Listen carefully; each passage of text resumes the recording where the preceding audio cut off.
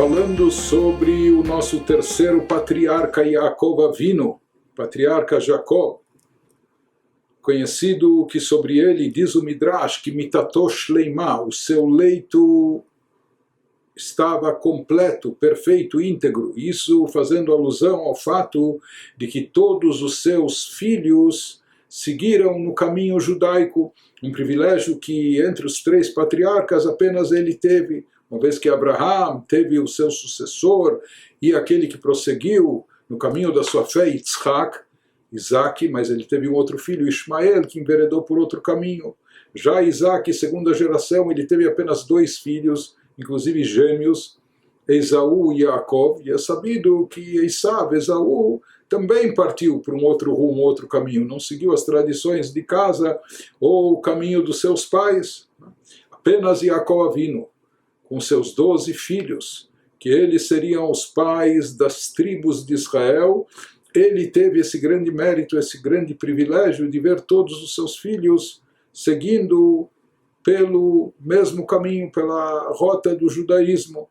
E aqui nos conta o Talmud, em Psachim 56a, um momento dramático no final da vida de Yaakov Avinu, quando ele estava nos últimos momentos e pediu para reunir todos os filhos, inclusive vai abençoá-los, mas além disso, nós vamos ver que Yaakov tinha uma pretensão naquele momento de revelar aos seus filhos. Esse era um momento de elevação, era um momento de inspiração, um momento máximo na vida de Yaakov, como tzadikim eles atingem o seu apogeu espiritual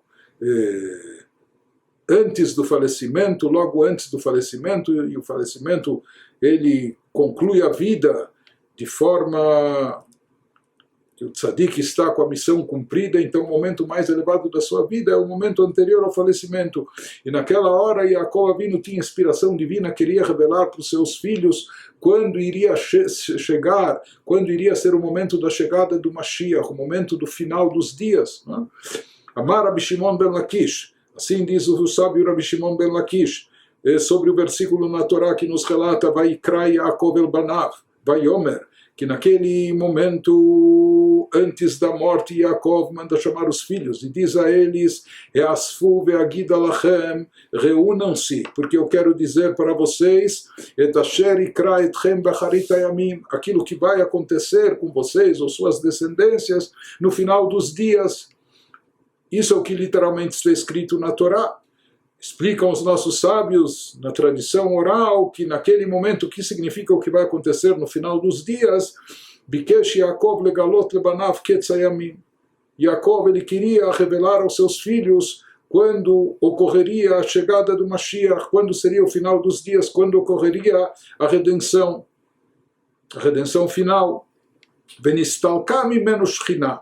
Mas ele perdeu naquela hora o dom da profecia, do Espírito Sagrado, do Ruach HaKodesh, a Shekhinah, a presença divina já não pairava sobre ele, foi, por assim dizer, retirado o Espírito Divino de sobre ele naquele momento, porque na verdade lá de cima também não queriam que Yaakov revelasse esse segredo, essa data para os seus filhos, por um motivo ou por outro, talvez porque ainda naquele momento faltavam milênios ainda, então isso poderia desanimar a todos, mas o fato é que ele acaba dando um branco e ele perde esse dom, esse espírito de profecia que estava iluminando ele naquele momento, e ele fica incapaz de revelar esse mistério. Amar, ele diz, fala consigo mesmo, mas fala em voz alta, Shema Chas Veshalom, Yesh Bemitati Psul.